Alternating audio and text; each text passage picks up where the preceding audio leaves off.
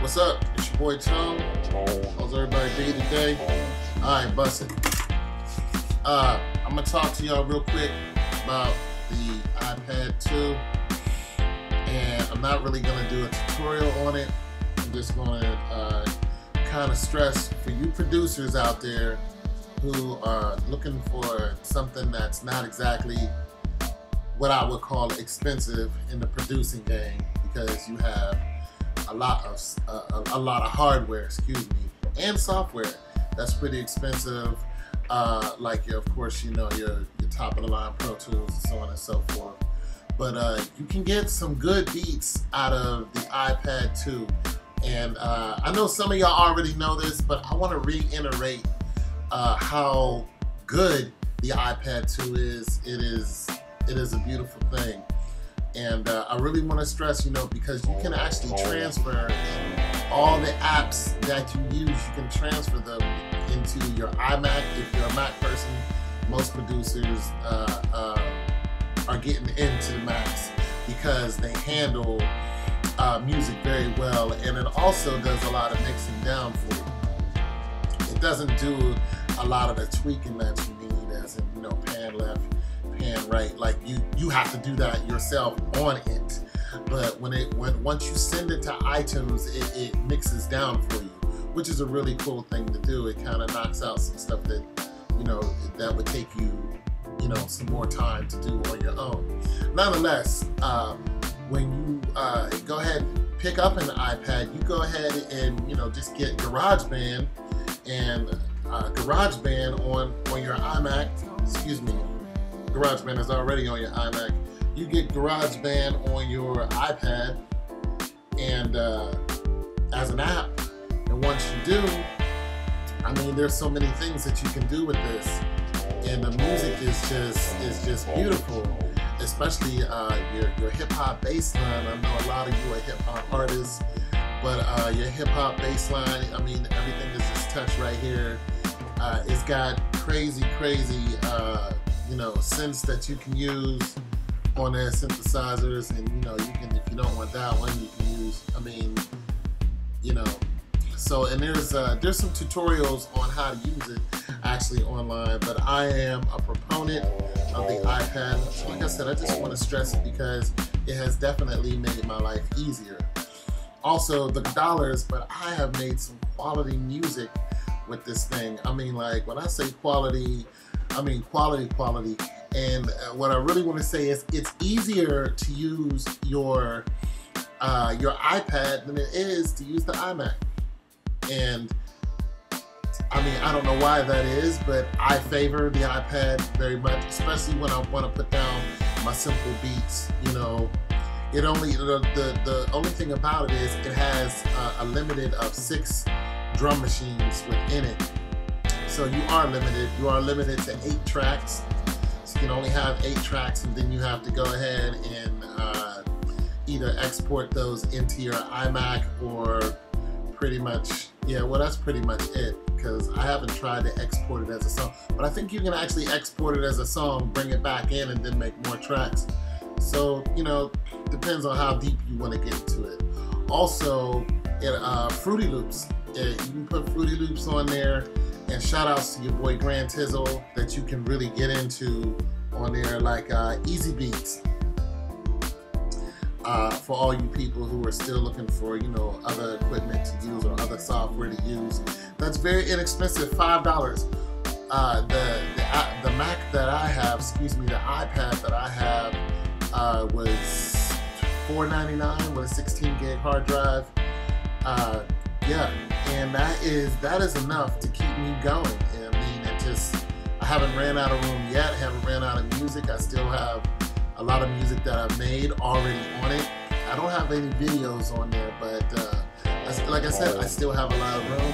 And then when I want to take some of that information, I can just export it to my iMac, and then, you know, you can take it from there and then export it to an external hard drive, so on and so forth. You still have your information that you can just put, you know, jump drive it, however. So you're not losing anything as a producer, because when you start dealing with WAV files, you know, WAV files are big.